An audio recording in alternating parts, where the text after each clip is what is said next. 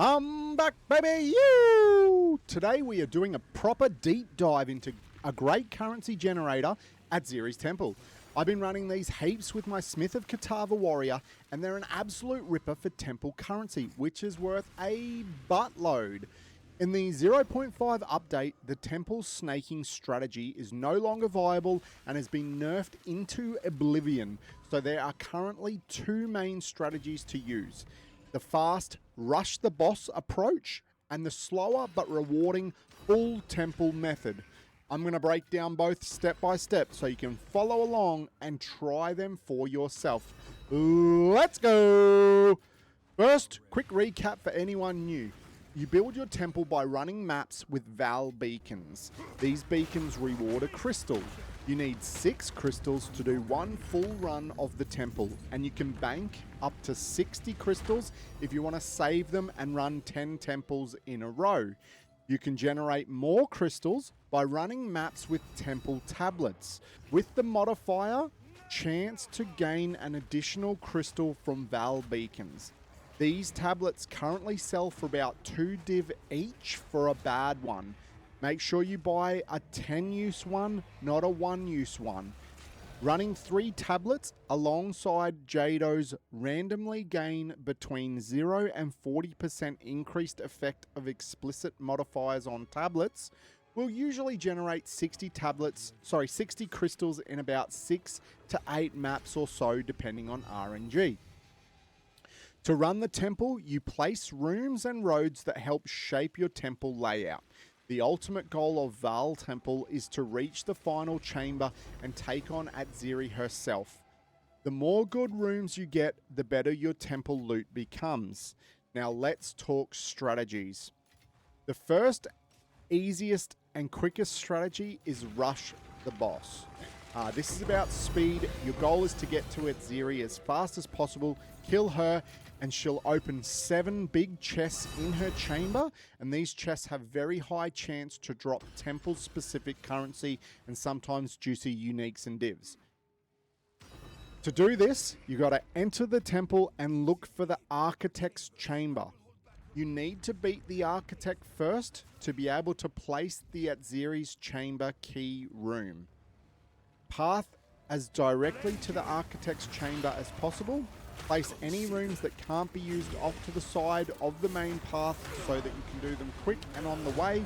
Any additional rooms you place will need to be cleared before you can access the Architect's chamber, so keep it as minimal as possible. Once you have defeated the Architect, you can place special restricted rooms. For this strat, the important room is the key room. Place this room as close to your path and to Atziri's chamber as possible, as the next step is to path to the key room and Atziri's chamber to access both in the same run. Once you have placed the key room, leave the temple and close the run. This will destabilize a bunch of rooms, so ideally you should complete the temple atlas points to reduce the amount of destabilization as possible. Keep running the temple, building your path to both rooms, both the key room and Atziri, so that they can be accessed in the same run. Then visit the key room first, let the blood pool into the portals until they turn to blood portals, then make your way to Atziri's chamber. Fight and defeat Atziri. This is a 2-phase fight. So once phase 1 is done, enter the next room for phase 2. Once you defeat her on phase 2, pick up the item and then go back to the very first room, the chamber. Open the middle chest and wait for the other 6 chests to auto open after a short wait. Loot it and then boot it. The good news to this is it's super fast and you're concentrating your rewards on that very end room. The downside is it'll destabilize and you'll need to do it all again, but you can keep doing this relatively quickly, gaining pretty good rewards. The second strategy is the full temple approach. This is what you want to build if you want more rewards at the cost of time and effort. You'll need to place rooms strategically, clear each area, activate restricted rooms like the tablet corruption room. In this strategy, you want to avoid killing Atziri or the Architect as this will cause big stabilization and destroy your currency generating rooms. Prioritize linking rooms together and leveling up the rooms that drop currency using the mechanics or medallions. You want to make 2 separate rows of chained rooms and one group of essentially nonsense rooms and roads that all link together. In one row of rooms, you want to link the generator to the Thaumaturge, to the Alchemy, Armory, Barracks, and Commanders, and continue to build Commander and Barracks as you get them in this row.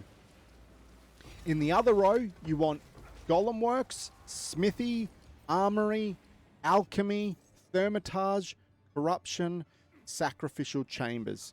So all of those you want to bundle into one strip of rooms. Now you may need to throw in barracks and armories to link them together to make them run smoothly. Now rooms are more likely to destabilize if they are running directly beside another row of rooms, so adjacent to another row of rooms. So leave gaps in between rows. For the same but opposite reason, you want to create a bunch of bait rooms on the other side of your temple so that the temple destabilizes those rooms instead of your important leveled up currency rooms. Throw all your leftover rooms or roads on that side of the map so they all intertwine and create a bunch of nonsense, and hopefully the temple will take those out instead of your chain of rooms. So rooms you want to connect and level up for temple currency are Tier 3 Smithy, Tier 3 Corruption, Tier 3 Thaumaturge, Tier 3 Alchemy, Tier 3 Sacrificial Chambers, and Tier 3 Golem Works. Now the full temple clear will give you way more loot, better experience, higher chance at temple currency, and you're able to rerun a lot of the rooms. Now some rooms like the Corruption Chambers may just delete themselves after you finish doing them, so it does come with that negative. But overall, the full temple clear will give you consistent, regular rewards, especially if you can have a bit of luck and not get the destabilization to hit those good rooms.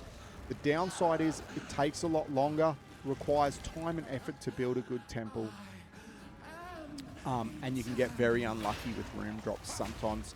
Multiple runs in a row and you won't get those important rooms that you need, like Smithies, Corruption, Thaumaturge, Alchemy, Sacrificial Chambers, and Golem Works, for example.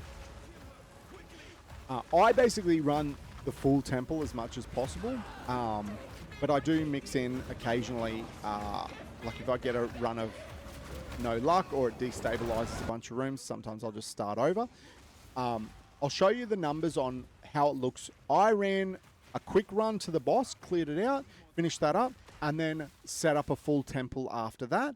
In total, I made a bunch of rewards. So 1 Orb of Annulment for 270x, 2 Blacksmith Infusers for 70x each, 4 Architect's Orbs for 3 div each, 3 Crystallized Corruption for 2 div each, 2 Orbs of Extraction, 350x each, 2 Armor Infusions at 250x each, 3 Cultivation Orbs, 4 div each, 3 Core Destabilizers at 2 div each, and 1 Ancient Infuser for 100x.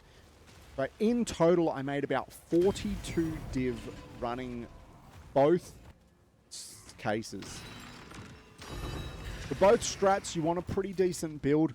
My Smith of Kitava does really well, and it's not even an S tier build. It's not even close to an S tier build, and it did pretty well. Some key tips to remember: use 3 good temple tablets to get those max crystals quickly. Look for the extra crystals generated by beacons. Learn the temple layout, so what each room does and what it connects to, so that you can build it faster, and look for rooms to create chains. And then mix both strategies together depending on your mood and your goals. I'm not going to lie, I love both ways of running the temple. Rushing feels fast and rewarding when I'm in a rush, while the full temple build feels like proper strategic adventure when I want big loot and repetitive loot hauls. The Atziri's Temple is one of those activities that feels fun to run. So there you have it. The 2 main temple guides explained in detail. Give them a go. Let me know which one you prefer and how you go. Drop your best temple loot stories or questions in the comments. I read every single one. If you've enjoyed the guide, smash that like button. Subscribe for more POE2 guides, profit methods, and build updates. And I'll see you in the next one. Stay tanky, exiles. Yewww! Catch me live on Twitch at Master Image.